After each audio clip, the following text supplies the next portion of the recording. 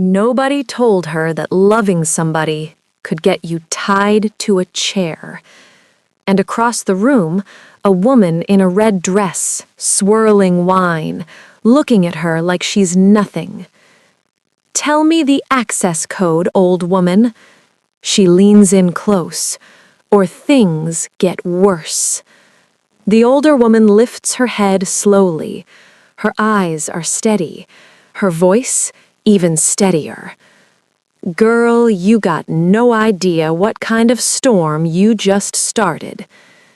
And then, footsteps. The front door opens.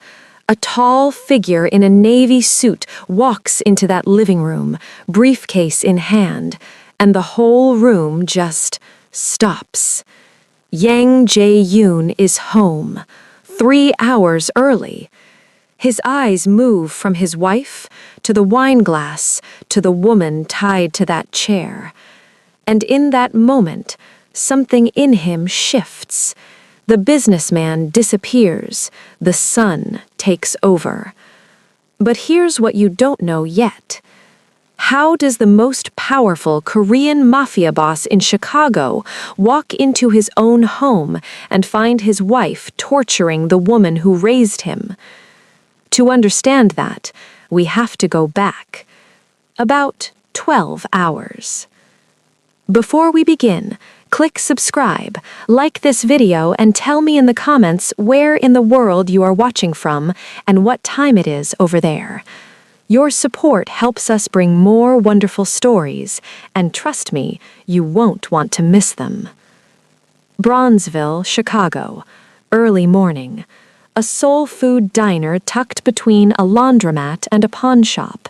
Nothing fancy, just the kind of place that smells like coffee and cornbread and somewhere your grandmother might have worked. And in that kitchen, Mama Gina, moving quietly between the sink and the prep counter, washing dishes, humming something low under her breath. To the customers who came in every morning, she was just the dishwasher, an older woman, steady, reliable, easy to overlook. Nobody asked her story. Nobody knew she once took in a young immigrant boy with nothing and raised him like her own blood. Nobody knew that boy became Yang Jae-yoon. The young waitress, Maya, 19, always running late, slipped into the kitchen and grabbed her apron. "Mama Gina, you ever get tired of this place?" Mama Gina smiled without looking up. "Baby, tired is a luxury. I got work to do." Maya laughed. "You always say that. And I'm always right." She set a clean plate on the rack and paused for just a moment. "Sometimes the best thing you can do for somebody," she said softly, "is step back and let them live their life." Maya didn't quite understand what she meant. She wasn't supposed to. That afternoon, a black SUV with tinted windows pulled up slow outside the diner. A driver in a gray suit stepped out and opened the door, but didn't get in. He walked up to the window. "Mr. Yang wants you at the house tonight, Mama." She dried her hands on a dish towel, looked at that car. Something in her gut stirred, quiet at first, then louder. She'd felt this before, years ago, before bad things happened. She got in anyway. As the car pulled away into Chicago traffic, Mama Gina watched the city skyline through the window, and she whispered, "Lord, keep that boy safe today." She didn't know yet. It was herself she should have been praying for. Now, while Mama Gina is riding through Chicago with that uneasy feeling in her chest, on the 43rd floor of a downtown skyscraper, her boy is running the world. Young Jae-yoon, 36 years old, tailored navy suit, not a hair out of place. The kind of man who walks into a room and the whole room recalibrates. He owns nightclubs across 5 states, private security firms with government contracts, and underneath all of that, operations that don't show up on any tax return. He built it all from nothing, from a little immigrant kid with no English, no family, no future. Well, almost no family. His head of operations, a man named Shin, steps into the office and clears his throat. Sir, the Detroit situation, the Marcello family is pushing back on the territory agreement. Jae-yoon doesn't look up from his desk.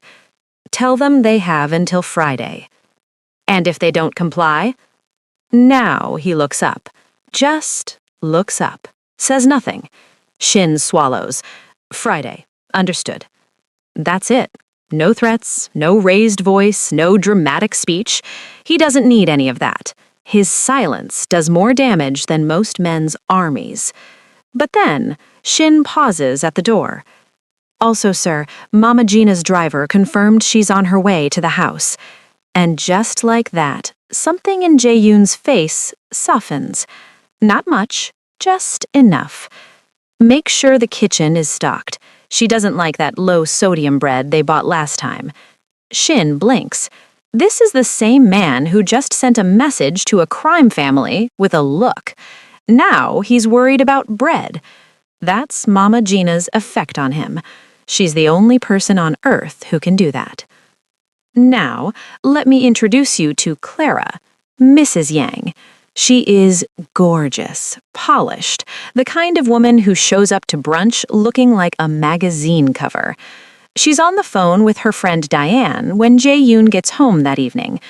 Diane, I'm telling you, she says, dropping her voice like she's sharing classified information. Do you know how embarrassing it is having some random old woman living in this house? She swirled her drink. She's not even his real mother. And there it is.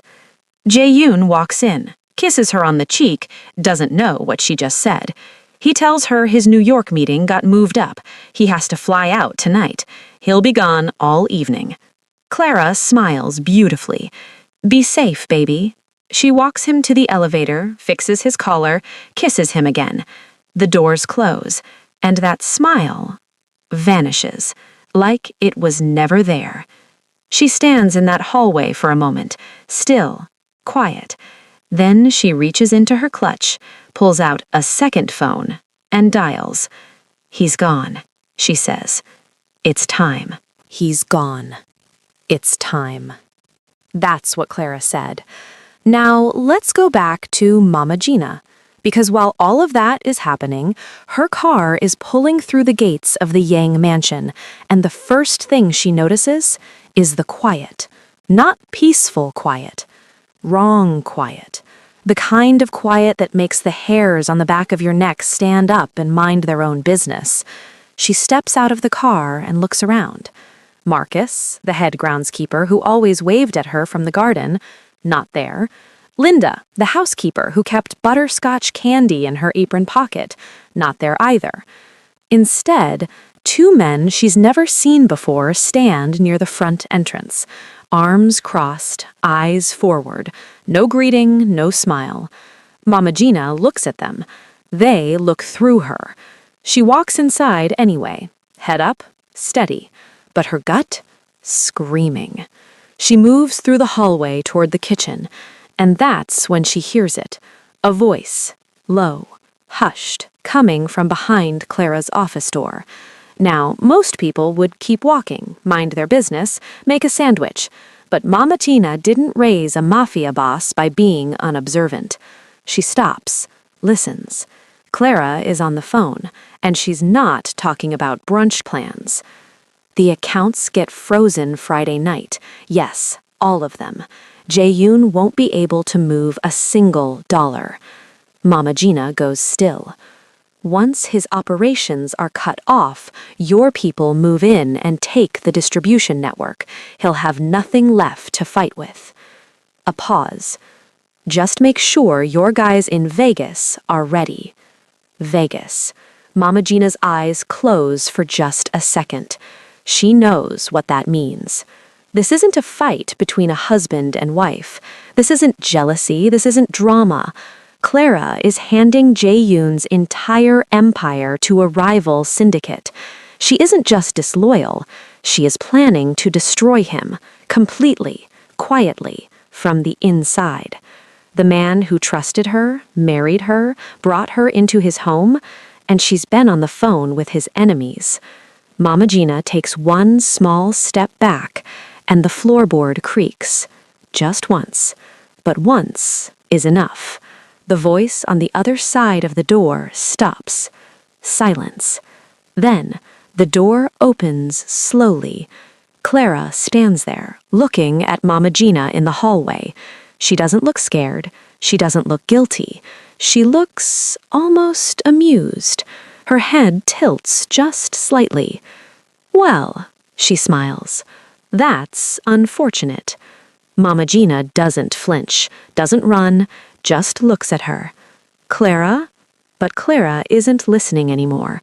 She raises one hand and snaps her fingers, and from both ends of the hallway, two men step forward. Men Mama Gina has never seen before in her life. Two men step forward, and Mama Gina doesn't run, doesn't scream. She just looks at Clara with the kind of eyes that have seen too much to be impressed by intimidation. "You don't want to do this, baby." Clara smiles like she's already won.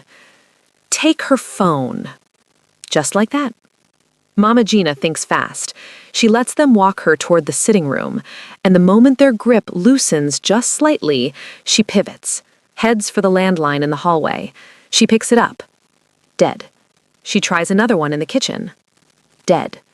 Every single line. She looks out the kitchen window at the front gate.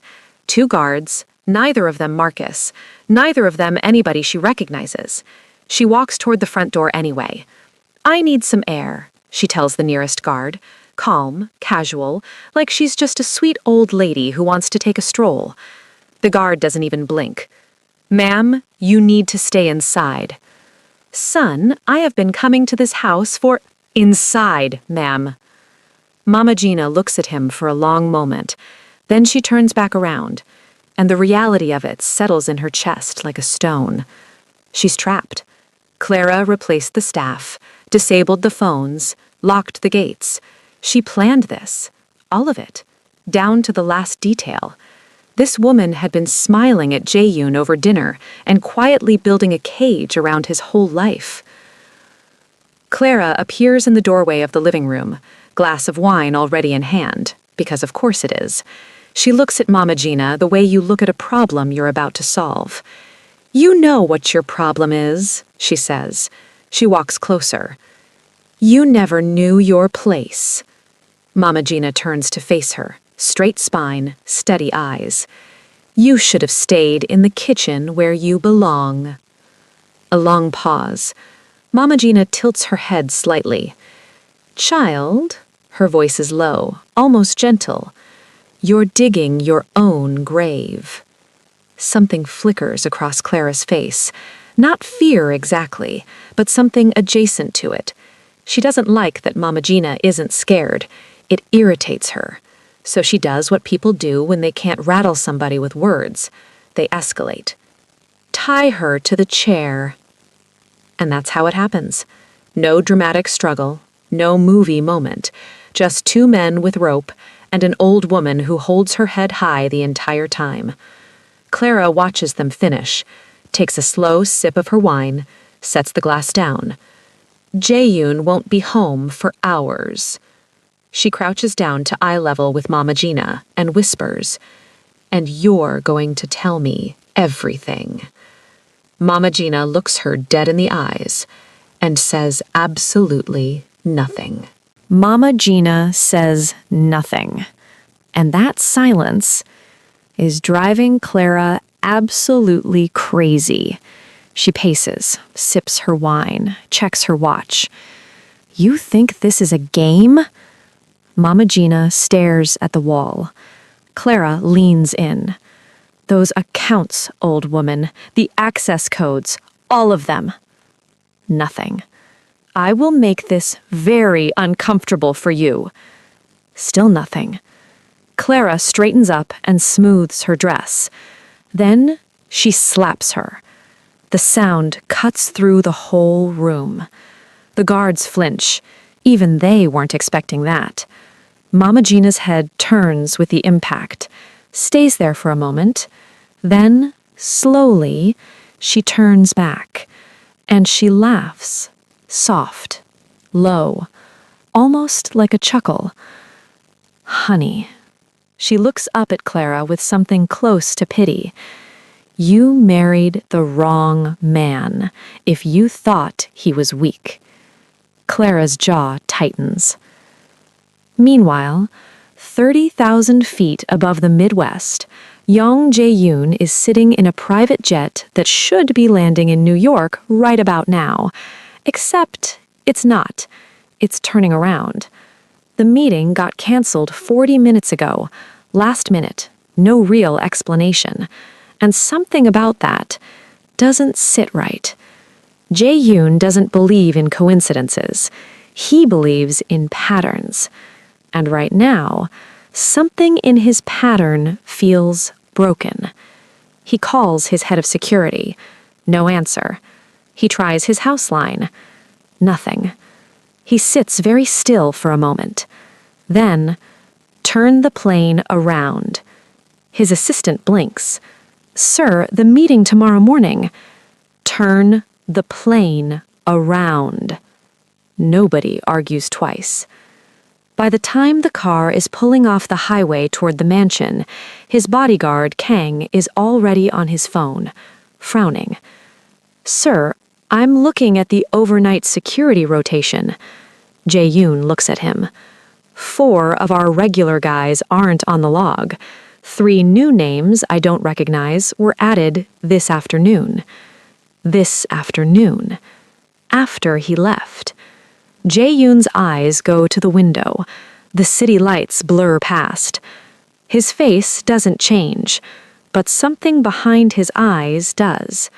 Every instinct he has, every survival muscle he built from years in rooms where one wrong move meant everything, all of it fires at once. He doesn't say a word the rest of the drive. Back at the mansion, Clara is still going. Last chance, she tells Mama Gina. Mama Gina is tired. Her wrists hurt. Her cheek stings. But she sits like a woman who has decided exactly how much she will and will not give.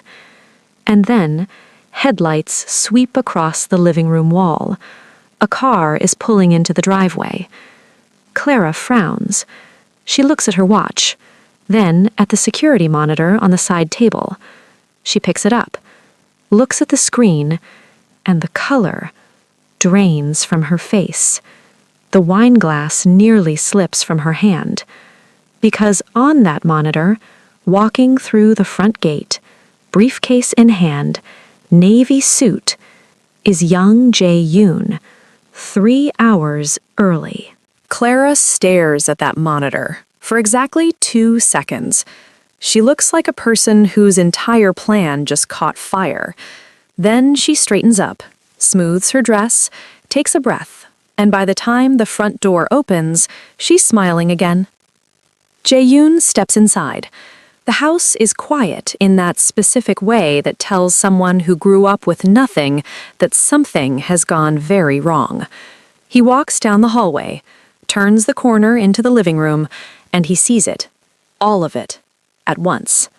Mama Gina, tied to a chair, head down, ropes wrapped around her arms, her waist, the woman who used to pack his lunch and pray over him every morning, sitting there like a prisoner in his own house. His briefcase hits the floor. He doesn't even feel it leave his hand. The room goes completely silent. Even the guards seem to stop breathing. Jae-yoon's eyes move from Mama Gina to the unfamiliar faces by the door, to Clara, standing there, wine glass in hand, smile fading by the second. Clara? His voice is so calm it's terrifying. Explain. Now, if you have ever watched somebody try to lie to a person who already knows the truth, you know exactly what happens next. Clara shifts the glass to her other hand. Baby, I can explain. She came in here and she was going through your office. She attacked me. I was scared. Jae-yoon isn't looking at her face. He's looking at the ropes. They're tied with the kind of precision you don't get from a panicked woman acting in self-defense. These were tied by someone who knew what they were doing. He looks at the guards by the door. He's never seen either of them before in his life. He looks at the corner of the ceiling. The security camera is tilted upward, pointed at nothing. Someone repositioned it deliberately. Clara is still talking. He's not hearing a single word. I just came out of nowhere and I didn't know what to do, so I called for help. Everyone, he says it quietly, leave the room. His own staff moves immediately. Clara's guys hesitate. They look at each other, then at Clara. She gives the smallest nod. One of them starts to move toward the door. The other one doesn't. His hand moves to his side instead. Slow, deliberate, going for what's underneath his jacket. The room freezes again. Jae-yoon watches the man's hand. Doesn't step back, doesn't flinch, doesn't blink. Because here's what Clara forgot. When you come for a man like Yang Jae-yoon in his own home, you better make sure you brought enough. And then, the first gun is drawn. The guard draws his weapon, and for one long second, nobody moves. Then, the front door explodes open. 4 men pour into the hallway, Jae-yoon's real security team. Kang had made calls during the drive, just in case, because that's how this man operates. He doesn't react, he prepares. Clara's hired guard barely gets his arm up before he's against the wall. The second one doesn't even try. Smart man. Within 60 seconds, it's over. Both guards detained, zip ties, on their knees. Just like that. Clara is standing in the middle of the room looking like someone who just watched their whole chessboard get flipped over. Jae-yoon's team pulls the phones, the comms, everything. And what they find is not pretty. Call logs to a number connected to the Solare family out of Las Vegas. Wire transfer setups pointed at Jae-yoon's private accounts. A timeline. A whole organized timeline. Friday night, account freeze, network takeover, all of it mapped out. Kang hands Jae-yoon the phone without a word. Jae-yoon reads it, doesn't rush, doesn't explode. He just reads, and the quieter he gets, the more dangerous the room feels. But first, he crosses the room to Mama Gina, gets down on one knee, and starts untying the ropes himself. His hands are steady, but his jaw is tight. He can see the marks on her wrists. He can see where they slapped her. He works through the last knot and just sits there for a moment. They hurt you. His voice, for the first time in this entire story, cracks just slightly. Because of me. The whole room goes soft for just a second. Mama Gina looks at him. This powerful, feared, untouchable man kneeling in front of her like that little immigrant boy he used to be. She reaches out and puts her hand on his face. Boy, she says it the way only a mother can. Because I raised you tougher than that. Jae-yoon closes his eyes for just a moment, takes a breath, then he stands up, and he turns around. And now we get to Clara, who is standing there in her red dress, wine glass long gone, arms crossed, trying to hold herself together. She opens her mouth. Maybe to explain, maybe to bargain, maybe to try that smile one more time. But Jae-yoon just looks at her. No anger in his face, no hurt, something worse than both of those. Disappointment so deep it's already turned into distance, like he's not even seeing his wife anymore, just a problem that needs to be handled. Clara looks into Jae-yoon's eyes, and for the first time tonight, she understands exactly what she's done. She didn't just lose the plan. She didn't just lose the money. She lost everything. And there is no version of this where she walks away clean. Clara gets arrested. And I want you to picture that for a second. The red dress, the perfect hair, the woman who couldn't stand having a random old woman in her house, walking out in handcuffs. No wine glass this time. But before any of that, Jae-yoon makes one call. His private physician is at the mansion within 20 minutes. Not a hospital, not an ambulance, his personal doctor, because that's the level of care Mama Gina gets now. The physician checks her wrists, her cheek, her blood pressure. Mama Gina fusses the entire time. "I'm fine, it's just rope burns. I've had worse from gardening." The doctor looks at Jae-yoon. Jae-yoon looks at the doctor. "Check everything." "Boy, I said I'm—" "Mama." One word. She stops. Lets the man do his job. Over the next 72 hours, Jae-yoon moves like a surgeon. Clara's network gets dismantled piece by piece. Every contact, every account, every arrangement she made with the Solare family in Vegas. Gone. The rival syndicate loses millions in frozen assets and blown operations. They'll spend the next year trying to figure out what hit them. Clara cooperates with investigators pretty quickly once she realizes Jae-yoon isn't going to protect her. Why would he? She made her choice. Now she lives inside it. About a week later, Jae-yoon sits across from Mama Gina in the mansion's sitting room, the same room where all of this went down. He has a folder on the table in front of him. He slides it toward her. She opens it slowly. Her eyes move across the page. Then she stops, looks up at him. Jae-yoon. Inside the folder is a property deed, a house in Atlanta. 4 bedrooms, big porch, garden in the back, in her name. Behind it, documents for a community fund, her name attached to programs covering meals, youth tutoring, and neighborhood support across 3 Atlanta zip codes. Fully funded by him. Mama Gina closes the folder, sets it down carefully, and shakes her head the way mothers do when their children do too much. "You didn't have to do all that." Jae-yoon leans forward, elbows on his knees, and for the second time in this story, his voice goes somewhere quiet and real. "You sat in that chair." He pauses, tied up, alone, in pain. Another pause. "And you still didn't give them a single thing." He looks at her. "You saved everything, Mama." Mama Gina looks at this man, this empire, this force of nature that the whole underworld is afraid of, and she sees what she always saw. That little boy, the one nobody wanted, the one she chose anyway. She reaches over and pats his hand once. "I just did what mothers do." Simple as that. 1 year later, Atlanta. A building that used to be an empty lot now has a sign above the door that reads, "The Mama Gina Youth Center." Inside, kids eating hot meals, getting tutored, laughing loud in the hallways the way kids should. A little boy in the corner is struggling with his math homework. A volunteer sits down next to him. Doesn't rush him, doesn't judge him, just helps. Exactly the way somebody once helped a little immigrant boy with nothing. Outside, a black car pulls up. Yang Jae-yoon steps out. No briefcase today. He walks into that building and looks around at everything.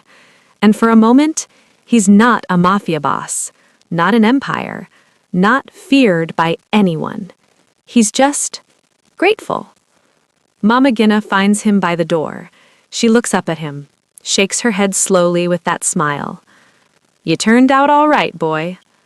Jae-yoon smiles, and it reaches his eyes this time. Think about this for a second. Mama Gina had no money, no power, no bodyguards. She was just a woman, in a chair, with rope around her wrists. And she still didn't break. Because some people protect the ones they love not with weapons, but with everything they are.